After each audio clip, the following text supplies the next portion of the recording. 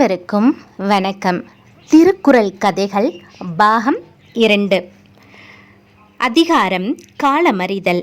குறள் 484. ஞாலம் கருதினும் கைகூடும் காலம் கருதி இடத்தார் செயின்.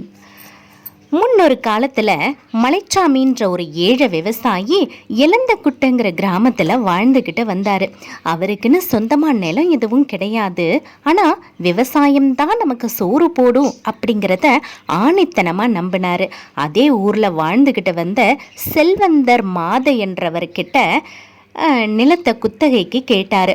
செல்வந்தரும் சில நிபந்தனைகளோட தன்னுடைய நிலத்தை விவசாயம் செய்ய தரேன்னு சொன்னார்.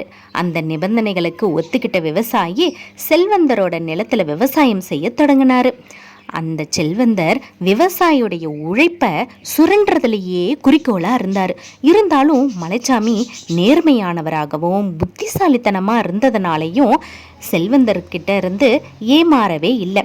ஒரு தடவை செல்வந்தர் விவசாயிக்கிட்ட குத்தகைக்கு ஈடா மண்ணுக்கு மேலே விளையிறது எனக்கும் மண்ணுக்கு கீழே விளையிறத உனக்கும் அப்படின்னு கட்டளையும் விட்டார்.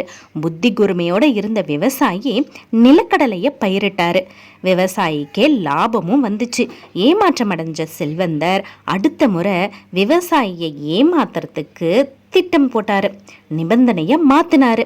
இந்த முறை மண்ணுக்கு கீழே விளையிறது எனக்கும் மண்ணுக்கு மேலே விளையிறது உனக்கும்னு சொன்னார். ஆராய்ஞ்சு பார்த்த விவசாயி இந்த முறை நெல்லை பயிரிட்டாரு. நெல் விவசாயிக்கே லாபமாக கிடைச்சிது. ஏமாற்றத்தோட வீடு திரும்பினாரு செல்வந்தர். இதிலிருந்து நாம் தெரிஞ்சுக்கக்கூடியது என்னன்னா, எதை எப்படி எந்த காலத்தில் செஞ்சால் உலகத்தையே நாம் வென்றிடலாம் அப்படிங்கிறது தெரிய வருது.